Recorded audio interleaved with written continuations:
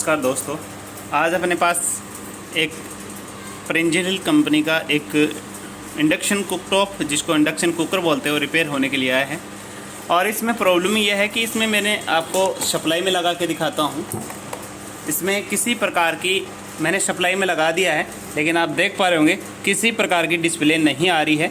और मैंने इसके पावर ऑन वाला बटन भी दबा दबा के देख लिया, तो इसमें किसी प्रकार की कोई साउंड या डिस्प्ले नहीं आ रही है। तो आपका समय बचाने के लिए मैंने ये पावर सप्लाई से इसको डिस्कनेक्ट कर लिया है। और आपका समय बचाने के लिए सभी स्क्रू पेच मैं इसके खोल लेता हूँ जल्दी से, और देखते हैं कि इसमें क्या प्रॉब्लम मिलती है। दोस्तों, इंडक्शन कुकटॉप रिपेयर करने के लिए आप रिपेयर करें, और अगर किसी भी प्रकार की अगर कोई समस्या आती है तो आप बेझिझक हमारे से आप मदद ले सकते हैं। आप कमेंट बॉक्स में कमेंट करें, जो भी प्रॉब्लम होंगी हम आपको सुझाव देंगे। आप देख पा रहे हैं हमने कवर खोल लिया है, और कवर खोलने के बाद में ये जो इंडक्शन कोयल होती है, इसके 3 स्क्रू होते हैं, तीनों स्क्रू अपन ने खोल लिए हैं। और ये जो टॉप सेंसर होता है उसका भी जैक निकाल लेते हैं। इंडक्शन कोयल को एक बार के लिए यहाँ से स्क्रू खोल देते हैं अपन। इंडक्शन कोयल मैंने यहाँ से हटा ली है। हटाने के बाद में फैन का भी जैक निकाल दिया है, और ये पीसीबी का जो कीपैड है उसका भी जैक निकाल दिया है।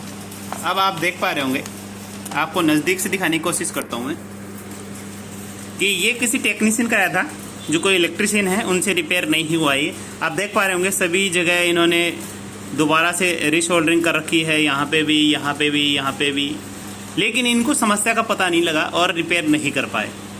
तो इसमें आपको दिखाता हूँ। सबसे पहले इसमें फ्यूज़ को चेक करेंगे। ये फ्यूज़ है, इस फ्यूज़ को चेक करेंगे। तो मल्टीमीटर मैंने यहाँ पे रख लिया है, और मल्टीमीटर को कंटिन्यूटी मोड पे सेट कर लिया है। मल्टीमीटर को कंटिन्यूटी मोड पे सेट कर लिया है। सबसे पहले ये फ्यूज़ है, यहाँ से दोबारा से दिखा देता हूँ, ये वाला फ्यूज़ है, यहाँ से यहाँ जा रहा है। तो इसको चेक करेंगे अपन। यहाँ पे बीप की आवाज़ आनी चाहिए। आप देख पा रहे होंगे फ्यूज़ जो है अपना वो ख़राब हो चुका है। तो फ्यूज़ ओपन हुआ है, इसका क्या रीज़न है? तो फ्यूज़ अगर ओपन होता है, शॉर्ट होता है, तो उसका मुख्य जो रीज़न है वह है आपका IGBT का शॉर्ट होना। दूसरा है आपका रेक्टिफायर का शॉर्ट होना। ये 3 पिन वाला IGBT होता है, 4 पिन वाला 1 2 3 4 पिन वाला आपका रेक्टिफायर होता है। या तो IGBT खराब होगा, शॉर्ट होगा, तभी ये फ्यूज़ उड़ेगा, या रेक्टिफायर, या फिर आपकी जो वाइपर IC देख पा रहे होंगे आप, ये वाली IC, ये वाइपर IC बोली जाती है, ये खराब होगी, तब आपका फ्यूज़ उड़ता है। या बार बार फ्यूज उड़ने का कारण ये भी हो सकता है, इन दोनों में से आपका कोई भी एक कैपेसिटर अगर फूल जाएगा और फूट जाएगा या लीकेज हो जाएगा, तो भी आपका ये फ्यूज उड़ सकता है, ओपन हो सकता है। तो अब अपन चेक करते हैं कि ये ओपन हुआ है, उसका रीजन क्या है। तो सबसे पहले IGBT चेक करते हैं। तो आप देख पा रहे होंगे, थोड़ा सा ऊपर से दिखाएं आप, ये मल्टीमीटर फुल बीप दे रहा है। इसका मतलब ये है कि ये शॉर्ट हो चुका है, IGBT अपना शॉर्ट हो चुका है। इसका कारण ये होता है आपका, ये दोनों में से कोई भी एक अगर कैपेसिटर अगर लीकेज हो जाएगा या ख़राब हो जाएगा या कमज़ोर हो जाएगा, तो ये आपका जो IGBT है वो शॉर्ट सर्किट हो जाएगा। तो इन दोनों ये IGBT डालने से पहले आपको ये दोनों कैपेसिटर ज़रूर देखने हैं। साथ में ही आपको ये 3 ये देख रहे होंगे 80 50 और 85 50 3 ट्रांजिस्टर है। इन तीनों ट्रांजिस्टरों को भी आपको चेक करना है, उसके बाद में आपको IGBT डालना है। उससे पहले अगर डालोगे तो फिर आपका हो सकता है IGBT दोबारा से शॉर्ट हो जाए। तो जल्दी से मैं बिना समय गवाए आपका IGBT रिमूव कर लेता हूँ यहाँ से। IGBT रिमूव करने के लिए मेरे पास ये वैक्यूम है, इसके माध्यम से जितना भी शोल्डर है यहाँ पे सारा खींच लेंगे अपन, हटा लेंगे यहाँ से। अगर आपके पास वैक्यूम ना हो तो ये आप इस कॉपर के वायर के माध्यम से भी ऐसे हटा सकते हैं। एक ये डीसोल्डरिंग विक आता है, इससे भी आप हटा सकते हैं। सोल्डरिंग अपन ने यहाँ से हटा लिया है।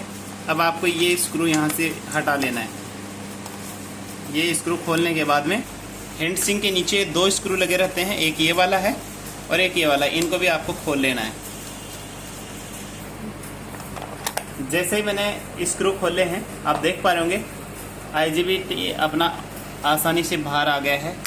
और IGBT जो है उसका नंबर है, ये है H15R120। तो इसकी एक बार बाहर निकालने के बाद में भी टेस्टिंग ले लेते हैं। तो मल्टीमीटर को करता हूँ मैं डायोड मोड पे सेट, और आप देख पा रहे होंगे यहीं पे इसकी टेस्टिंग ले लेते हैं।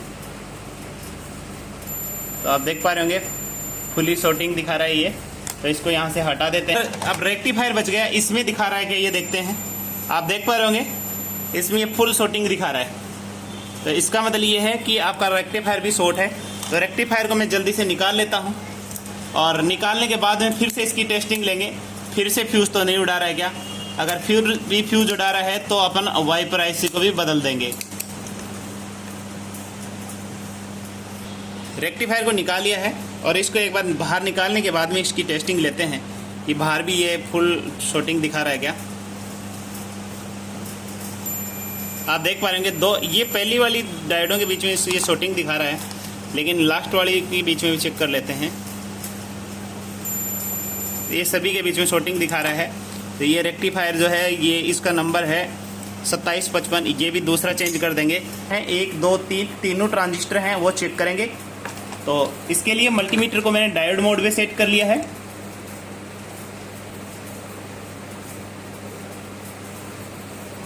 आप देख पा रहे होंगे, अच्छे से पिन गड़ा के आपको चेक करना है। यहाँ पे शॉर्टिंग नहीं आनी चाहिए।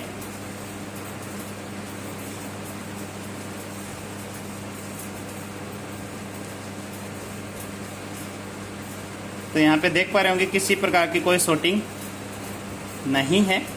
अब अपन, लेकिन मैंने इससे पहले यहाँ पे लगी सभी डायोड वगैरह दोबारा से मैं चेक कर लेता हूँ एक बार। तो आप देख पा रहे होंगे यहाँ पे मल्टीमीटर को डायोड मोड पे सेट कर दिया है मैंने, और यहाँ पे डायोड इसमें काउंटिंग कराऊँ तो 1 2 3 4 5 6 और एक ये जीनर डायोड है, 6-7 डायोड हैं। इन सभी डायोडों की अपन टेस्टिंग ले लेते हैं। यहीं से लगते हैं। मल्टीमीटर को डायोड मोड पे सेट कर दिया है मैंने। आप देख पा रहे होंगे एक साइड में ओपन दिखाएगा, एक साइड में 500 के लगभग दिखाएगा। सभी डायोडों की ऐसे ही अपन बारी बारी टेस्टिंग लेते हैं। सेम वैल्यू आनी चाहिए इनकी जो पहली डायोड की आई है वैसे ही। इसका मतलब ये सभी डायोड जो हैं ये चेक कर लेता हूँ मैं। उल्टी सुल्टी दोनों डायरेक्शन में चेक करनी है आपको।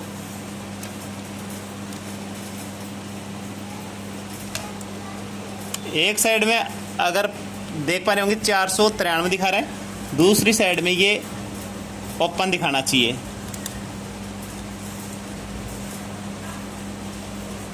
जीनर डायोड को भी चेक कर लेते हैं। डायोड अपनी सभी की सभी ओके हैं। अब इसके बाद में अगर ये फ्यूज उड़ा रहा है या बल्ब सीरीज में लगा है तो बल्ब फुल प्रकाश के साथ जल रहा है, तो ये वाइपर IC की टेस्टिंग कर लेते हैं। इनमें आपस में कोई कंटिन्यूटी बीप की आवाज़ नहीं आनी चाहिए। आप देख पा रहे होंगे, तो इसमें कोई शॉर्टिंग नहीं दिखा रहा है। तो दोस्तों इसको लगाता हूँ मैं, पावर सप्लाई में कनेक्ट कर देता हूँ। पावर सप्लाई से कनेक्ट कर दिया मैंने। तो अब किसी प्रकार का फ्यूज नहीं उड़ रहा है। तो एक बार के लिए इसको कर लिया है मैंने, AC वोल्ट की रेंज पे सेट कर लिया है। और यहाँ पे चेक करते हैं AC वोल्ट की सप्लाई आ गई क्या। आप देख पा रहे होंगे 250 वोल्ट आ चुके हैं, और यहाँ रेक्टिफायर तक भी पहुँच रहे हैं कि नहीं पहुँच रहे हैं वो भी देख पा रहे होंगे आप, पहुँच चुके हैं। इसका मतलब अब इसमें किसी प्रकार की कोई शॉर्टिंग नहीं है। अब सबसे पहले रेक्टिफायर डालते हैं। रेक्टिफायर डाल के देखते हैं कि कोई प्रॉब्लम है या नहीं है, उसके बाद में IGBT डाल देंगे। लेकिन IGBT डालने से पहले अपन इसकी टेस्टिंग जरूर लेंगे। यहाँ पे गेट पे किसी प्रकार की कोई सप्लाई नहीं आनी चाहिए। तो बिना समय गवाए जल्दी से पावर सप्लाई को हटा लिया हूँ, और जल्दी से अब आपको लगाना है सबसे पहले रेक्टिफायर। रेक्टिफायर लगाने के लिए आपको बता दूँ, ये हैंड सिंक ये इस टाइप से टाइट होगा। तो माइनस वाला जो सीरा है वो इधर आएगा। आप देख पा रहे होंगे माइनस है और ये इधर प्लस है। तो माइनस वाला सीरा जो है इधर आएगा, और इसको इस हिसाब से कसेंगे ताकि आपका हैंड सिंक पे आसानी से जो पेच है इसका होल है वो आसानी से बिल्कुल सीधाई में आ सके। तो मैं इसको जल्दी से लगा लेता हूँ। तो सबसे पहले मैंने हैंड सिंक का जो स्क्रू है वो कस लिया है, और कसने के बाद में मैं सोल्डरिंग करूँगा, उससे पहले नहीं करूँगा। इससे ये फ़ायदा रहेगा कि ये जो होल है इसको बाद में सोल्डरिंग करने के बाद में आगे पीछे खिसकाने का वो टेंशन नहीं रहेगा। पहले मैं सोल्डरिंग कर लेता हूँ। सोल्डरिंग आपको अच्छे से करनी है। अपन ने रेक्टिफायर अपने लगा दिया है और फिर से मेन सप्लाई में कनेक्ट करते हैं पावर सप्लाई को और चेक करते हैं क्या रहता है। आप देख पा रहे होंगे बीप की साउंड आ चुकी है और मल्टीमीटर को करता हूं मैं डीसी 1000 वोल्ट की रेंज में सेट।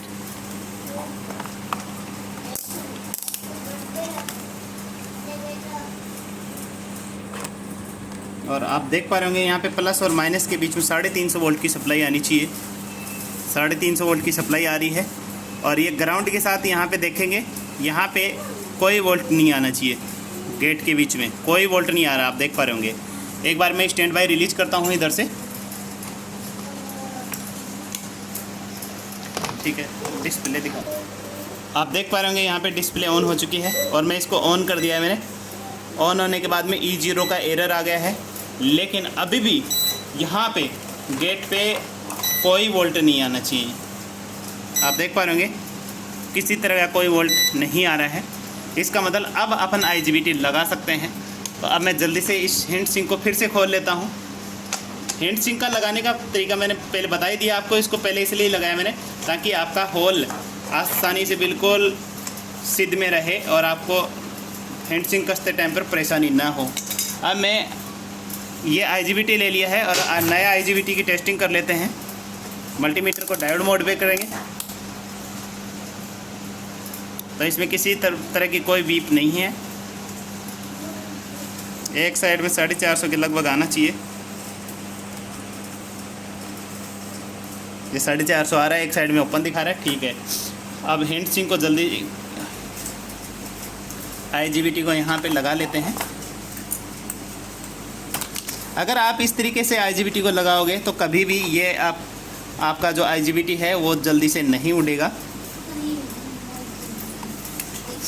और अभी भी वही तरीका अपनाएंगे, पहले हिंट सिंक कसेंगे और उसके बाद में अपन सोल्डरिंग करेंगे। मैं हमेशा यही करता हूँ, पहले हिंट सिंक को टाइट करता हूँ फिर IGBT जो है वो उसको सोल्डर करता हूँ। कर लिया है और अब करेंगे फाइनली IGBT को सोल्डर कर देते हैं। लेकिन आप ध्यान रखें IGBT का लूज पॉइंट ना छोड़ें। IGBT को अच्छे से सोल्डर करना है यहाँ पे। IGBT और रेक्टिफायर लगाने के बाद में मैं अच्छे से सोल्डर कर देते हैं। इसका जो पेस्ट था वो उसको साफ़ कर देता हूँ मैं। थिनर से अच्छे से साफ़ करना है, इसको लगा हुआ नहीं छोड़ना है। पूरी PCB को साफ़ कर देता हूँ मैं।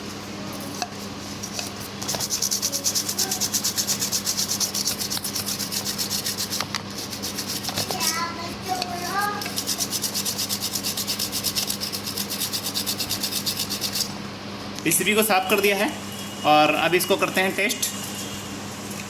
तो इसको लगा देता हूँ, मेन सप्लाई से कनेक्ट कर दिया है मैंने। ये लो जी, मेन सप्लाई से कनेक्ट कर दिया और स्विच को करता हूँ ऑन।